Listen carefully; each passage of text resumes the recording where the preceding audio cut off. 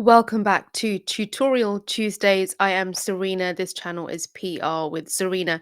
This video, however, may not and doesn't actually have to only really apply to public relations and communications.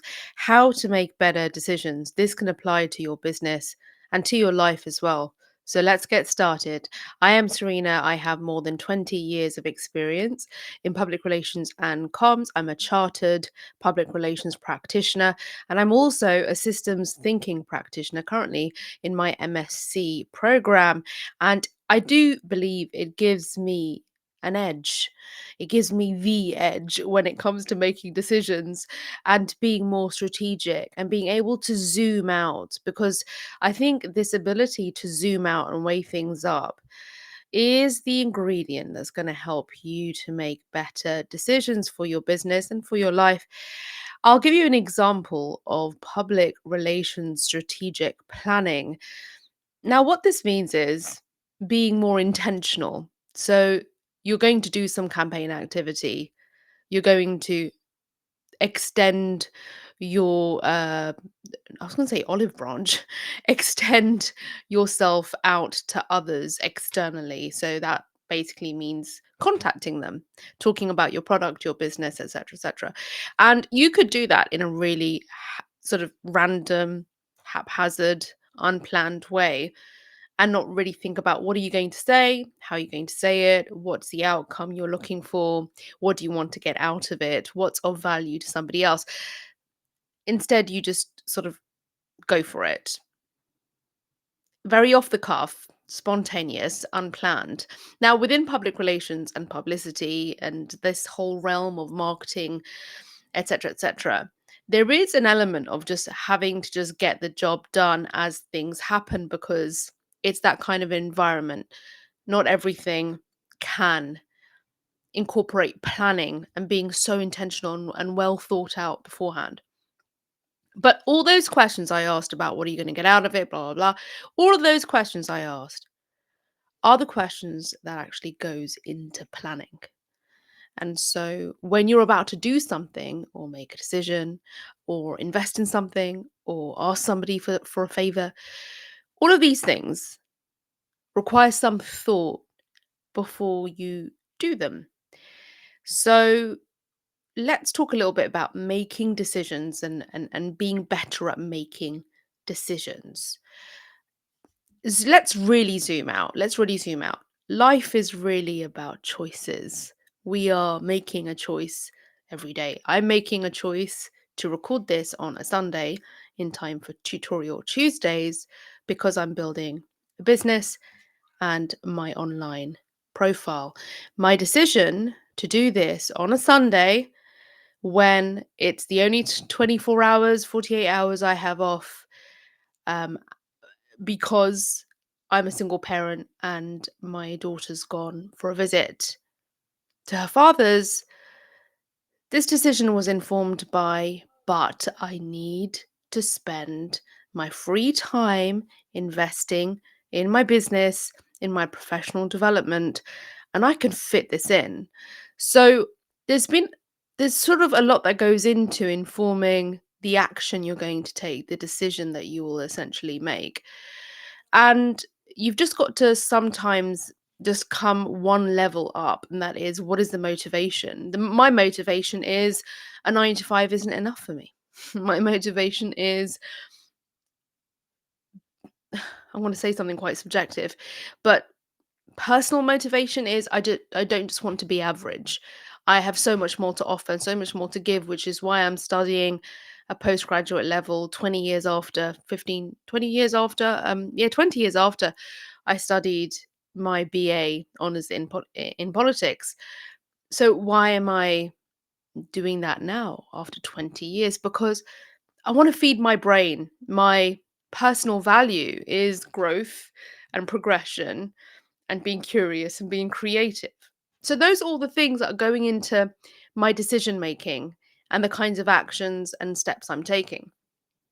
When you yourself are taking steps in your life, now your business, let's say, there are some things that are quite autonomous. They will just happen. It's automatic. doesn't require a lot of thought.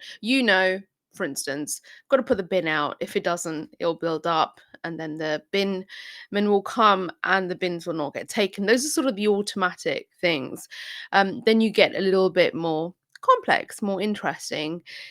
Will I have coffee to wake me up, or will I have green tea? I normally have coffee. Do you understand? So then you will start to get a little bit more sophisticated in your decision making and the choices and actions that you take and make. So when it comes to business, and let's look at public relations as an example. This is a quite useful microcosm actually to understand how to make better decisions in your business.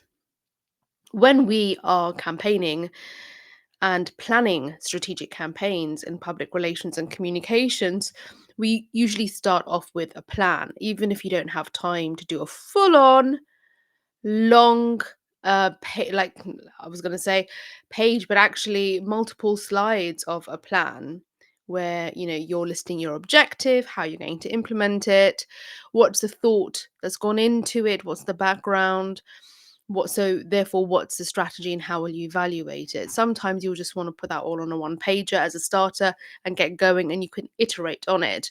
At least you've got some of your thinking down already. So that's how we would approach a PR campaign. From a systems thinking approach, as soon as you have identified a purpose, and the purpose is what is it that I'm looking to achieve and why, as soon as you've done that, you can then immediately start to think about and identify the steps that you need to take for it and the things that those steps will require. And you'll start to map out processes, and you'll start to map out a system that is all based upon this subjective purpose that you have identified, that you deem is important right now. So for your business, is it more important to launch that product, or is it more important to nurture your existing sales and your clients? That's a call you have to make. So you could then what you could do is weigh up both of those actions. Am I going to try and get new sales for a new product, or nurture existing ones for a successful one? Is it an either or? Does it have to be an either or? And so the purpose could be increased sales, and then the steps would be new sales for a new product or existing sales for existing product. And then you could look into the processes that are required for each of those things. Now, you could then ask, why do I want to do this? Why is this important to the business? Is there a cash flow issue? Do we need more exposure? Is it because we have a lot of products in our warehouse that we need to get rid of? What is the motivation behind this purpose? The whole point about what I'm speaking right now to you about, the whole point is, are you asking yourself these investigative questions that I ask clients in my line of work, whether it's strategic work, strategic decision making work, or public relations work? Are you asking yourself these questions? Is this the thing that is going to make all the difference? And maybe not. Maybe there'll be multiple things that will make a difference to your business. Maybe there'll be multiple things that will make a difference to your PR objective, if it's an exposure for an initiative or to get bums on seats for an event. Maybe there are multiple ways to reach that.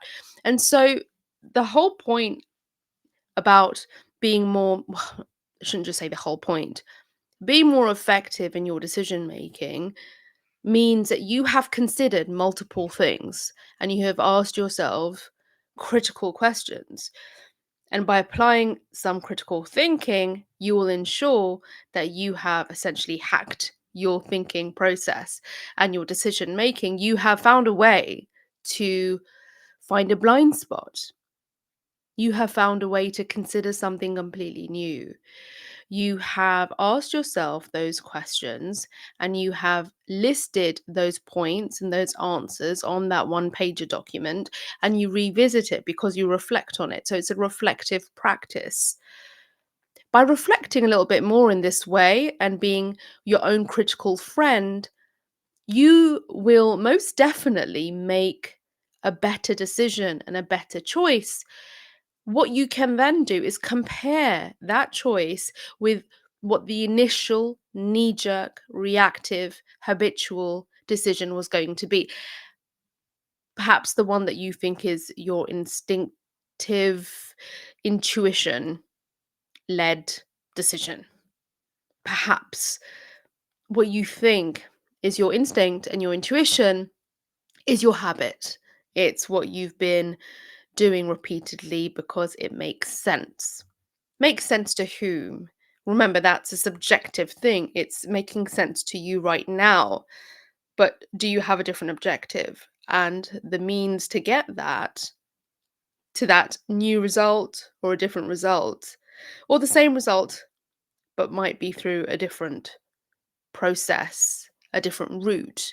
You've got to ask yourself more questions in order to get much more aware of what could be in your way in terms of thinking, ideas, and what could also be identified as boundaries, sorry, not boundaries, but blocks and barriers. Sorry, that's the word I was looking for, barriers to your progress. So you would identify that as well in your decision making. So let's simplify it again. I want to start walking 10,000 steps a day. What are the barriers? I could just do the 10,000 steps a day, but is it going to take up a big part of my day? How do I go about this? I initially would just be like, right, okay, I'm going to leave early in the day and walk to work, walk to the office, do the school run that way, or walk after dinner. But I've not given much thought to my routine, the things that require me to be present.